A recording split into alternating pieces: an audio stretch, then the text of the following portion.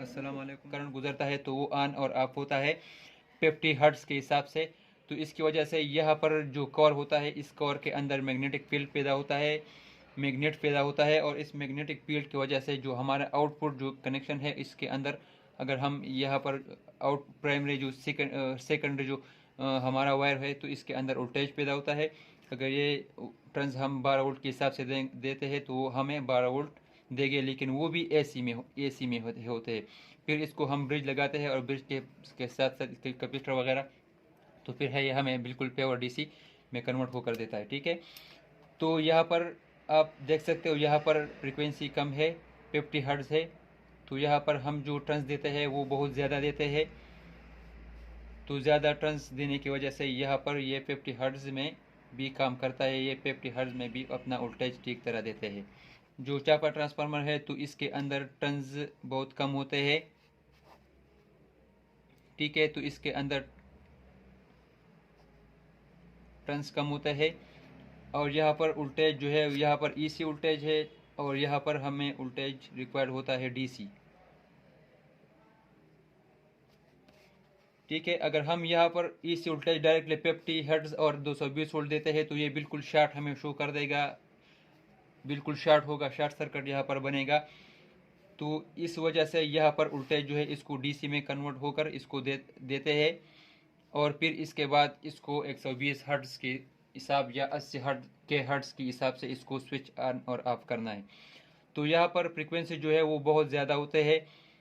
तो फ्रीक्वेंसी ज़्यादा होने की वजह से यहाँ पर जो 320 वोल्ट डीसी है तो वो सिर्फ ऑन और ऑफ होते हैं, और इसके अंदर जो गुजरता है तो वो ऑन ऑफ होने की वजह से इसके अंदर मैग्नेटिक फील्ड पैदा होते हैं, और इसके आउटपुट पर वोल्टेज पैदा होता है।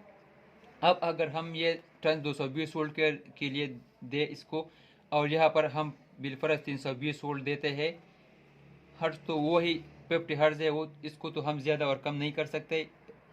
लेकिन जो वोल्टेज है, अगर हम इसको 320 वोल्ट देते हैं तो इसकी वजह से यहाँ पर मैग्नेटिक फील्ड जो है वो बहुत ज़्यादा बनेगा, और इसके आउटपुट जो वोल्टेज है ये भी हमें ज़्यादा देगा। ठीक है, ये आउटपुट जो वोल्टेज है इसको भी हमें ज़्यादा देगा। लेकिन यहाँ पर ऐसा नहीं है। यहाँ पर अगर हम फ्रीक्वेंसी को ज़्यादा करते हैं, यहाँ पर हम फ्रीक्वेंसी को एडजस्ट कर सकते हैं, वोल्टेज को हम एडजस्ट नहीं कर सकते। तो अगर हम फ्रीक्वेंसी को यहाँ पर 100 के करते हैं तो ये हमें आउटपुट जो वोल्टेज है वो हमें ज़्यादा देगा। ठीक है, तो ये तरीक़ाकार है इस चापर ट्रांसफ़र, इस चार्जर के जो ये काम जो करता है, इसका ये एक तरीक़ाकार है। इसके बाद हम आते हैं LM358 पर, और LM358 के बाद मैं UC3843 पर बात करूंगा आपके साथ। तो LM358 इसमें क्यों इस्तेमाल किया हुआ है? LM358 जो है वो दरअसल एक एम्पलीफायर आईसी है। इसका सर्किट जो है मैं आपको कुछ यूँ दिखाता हूँ। ये 8 पिन आईसी होता है।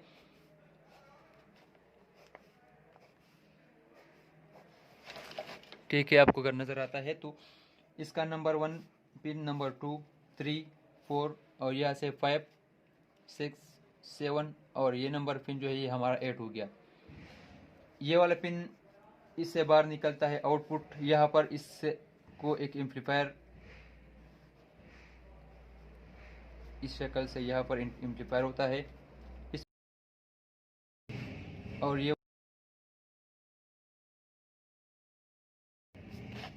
ये पिन जो है ये हमारा है ग्राउंड।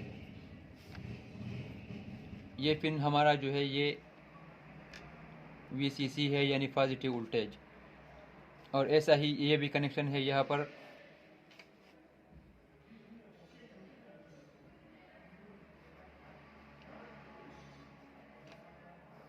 एक एम्पलीफायर यहाँ पर भी बना होता है। ये आईसी 5 वोल्ट से लेकर 12 वोल्ट 16 वोल्ट तक ये बर्दाश्त कर सकता है। इससे ज़्यादा अगर हमें इसको देते हैं तो ये काम नहीं करेगा, और 5 वोल्ट से कम भी ये काम नहीं करेगा। अब ये इस आईसी का काम कैसा है? जब हम इसको यहाँ पर 12 वोल्ट देते हैं ग्राउंड, और VCC पर हमें इसको 12 वोल्ट देते हैं, ठीक है, तो अब ये हमें वोल्टेज कैसा देता है अब, और इसका काम कैसा है? बिलफरज हम इसको यहाँ पर 5 वोल्ट देते हैं इस नंबर 2 पिन पर। यहाँ पर हमने इसको 5 वोल्ट दिया, और यहाँ पर जो निगेटिव पिन है, इस निगेटिव पिन पर इसको हमने 2.5 वोल्ट दिया, तो ये हमें आउटपुट पर वोल्टेज देगा। ये हमें आउटपुट पर वोल्टेज जितना ही हमें रिक्वायर्ड होगा, इस हिसाब से ये 12 वोल्ट पर बिलफरज यहाँ पर आते हैं, तो ये हमें इतना ही वोल्टेज आउटपुट पर देगा।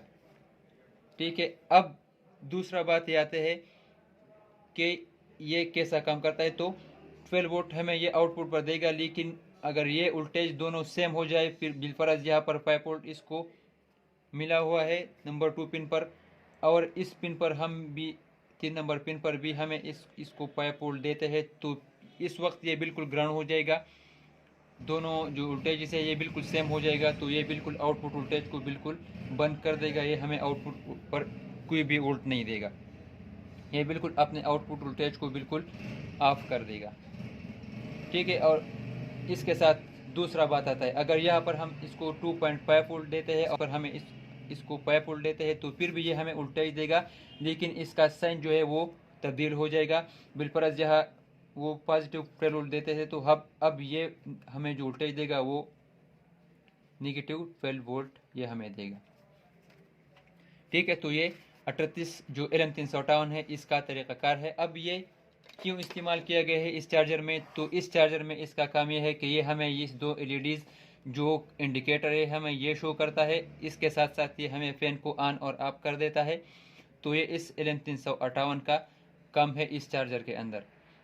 ठीक है, जब ये वोल्टेजेस, ये बैटरी कम होता है, बैटरी पर जब चार्ज जाता है, तो इस वक्त बैटरी जो है वो हमारा लो होता है, तो यहाँ पर जो वोल्टेजेस है ये दोनों सेम नहीं रहता, एक वोल्टेज ज़्यादा होता है दूसरा कम होता है। तो ये हमें ये इंडिकेटर, रेड वाला इंडिकेटर भी शो करता है, और हमें जो पेन है वो भी हमारा चलाता है उस वक्त तक जब ये दोनों वोल्टेजेस जो है वो सेम नहीं होता।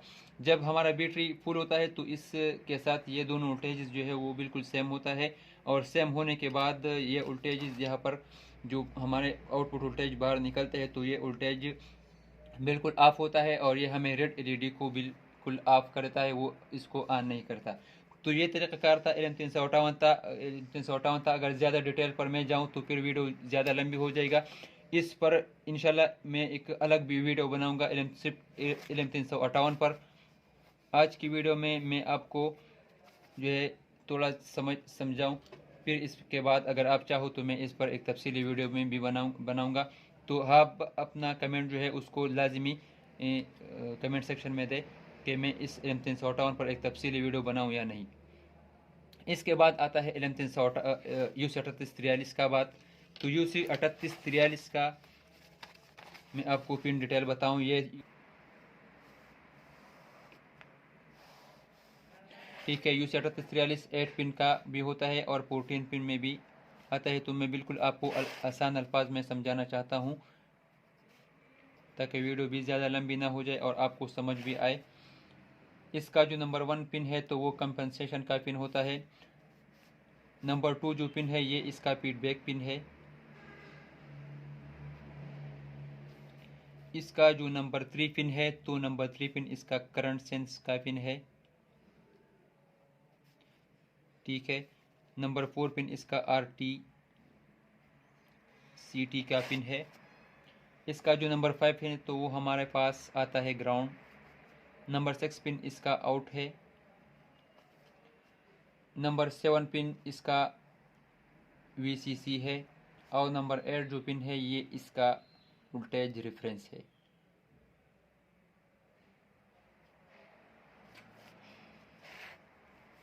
ठीक है, कंपनसेशन और फीडबैक का पिन ये दरअसल इसलिए इस IC में इस्तेमाल होता है कि इसका जो आउट है तो आउट को ये बताता है कि अब बैटरी का वोल्टेज कितना है, जो ये अपने आउटपुट में जो वोल्टेज देता है तो वो अब इस वक्त कितना है, बैटरी जो है वो फुल है या वो कम है। बिल्कुल आसान अल्फाज में आपको मैं समझाना चाहता हूँ। ठीक है, तो ये दोनों पिन जो है ये इसको ये बताता है IC को कि क्या अब बैटरी को और वोल्टेज वो चाहिए या अब बैटरी को और वोल्टेज नहीं चाहिए। ये पिन जो है ये अप टू कप्लर के थ्रू इसके साथ कनेक्ट होता है। अप टू कप्लर के थ्रू इस IC के साथ कनेक्ट होता है। अब रुका